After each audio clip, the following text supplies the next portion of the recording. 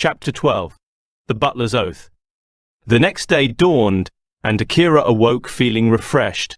He made his way downstairs, where he found the goblins diligently guarding the front gate.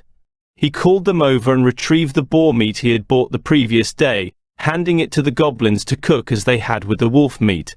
While the goblins prepared the meal, Akira went through his daily workout routine.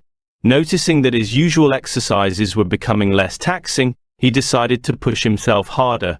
Alfred, his AI companion, pointed out that Akira's increasing strength required a more intense regimen. Akira agreed and followed Alfred's suggestions, intensifying his workout. Returning to the house, Akira saw that the food was ready, but the goblins were waiting for him to begin eating first. Not wanting to make them wait any longer, he sat down and started eating, signaling for the goblins to join him. As they ate, the old man in the guest room woke up, drawn by the delicious smell of the cooking meat. Though he felt weak, he managed to walk to the door. Upon opening it, he saw Akira eating with his goblins. Akira, noticing the man's condition, instructed one of the goblins to help him over to the campfire. The goblin promptly assisted the old man, guiding him to sit and eat with them. The man ate ravenously, savoring the meal as it was the first real food he had had in days. After they finished eating, Akira introduced himself and his companions. The butler, in turn, introduced himself as a servant of a lord from a nearby town. He began to recount his story. "A few days ago," the butler began, "a wave of monsters attacked our town. Instead of protecting his people, the lord ordered his carriages to be filled with his treasures and fled his mansion. I was with him in his carriage when we were chased by wolves and other monsters. I suggested we lighten the load to escape faster, and in response the Lord kicked me out, calling me dead weight. I have served him my entire life, and he discarded me without a second thought." Akira interrupted. "What is your name?" the butler replied. "I don't have one. The Lord only ever called me butler or slave." The butler continued, explaining how he managed to escape the wolves and wander through the forest until the previous day when he was chased again, leading to his rescue by the goblins. He concluded with a note of sorrow. "I have no life now. I'm old, without talent, and no one will hire me." Akira stood up and placed a reassuring hand on the butler's shoulder. "Will you work for me as a butler?" he asked. The butler's eyes lit up with hope. "I would be honored," he replied. Akira smiled. "I will pay you well as long as you work properly, 1 gold coin every week." The butler, who had never received any form of salary, protested. "I will work for a place to sleep and food to eat." After some back and forth, Akira accepted the butler's terms but insisted on one condition. "You need a name. I can't just call you butler or servant."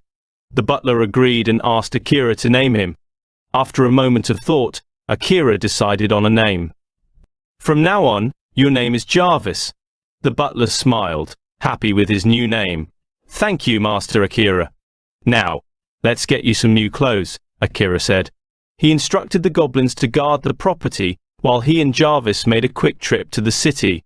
During their walk, Akira told Jarvis to keep his employment a secret, and instead say he worked for an adventurer named Fate.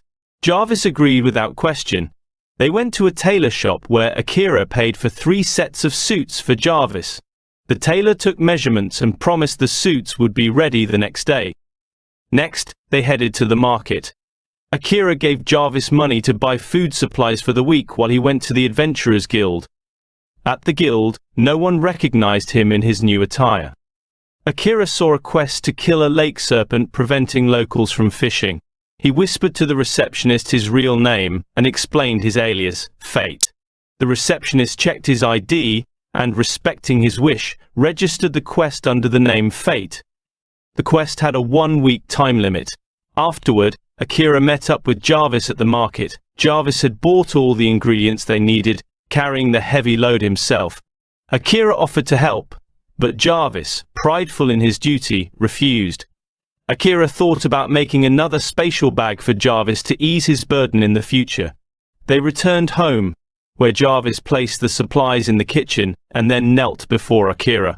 "Master Akira, I will serve you for the rest of my life with full loyalty." Akira nodded, appreciating Jarvis's dedication. "I will be a good master to you," he promised. Jarvis immediately set to work cleaning the place, which was dusty and cluttered. Akira checked on the goblins who were standing vigilantly at the gate and patrolling the grounds. With the house nearly complete, Akira could focus on other tasks. He had only 18 gold coins left, so he needed to be prudent with his spending. The rest of the day passed peacefully. Jarvis prepared dinner, and everyone ate together. After dinner, Jarvis offered to prepare a hot bath for Akira, but Akira declined, remembering the cracked bathtub. He went to the bathroom and repaired the tub, a simple task for him. That night, Akira enjoyed a good meal and went to bed feeling content.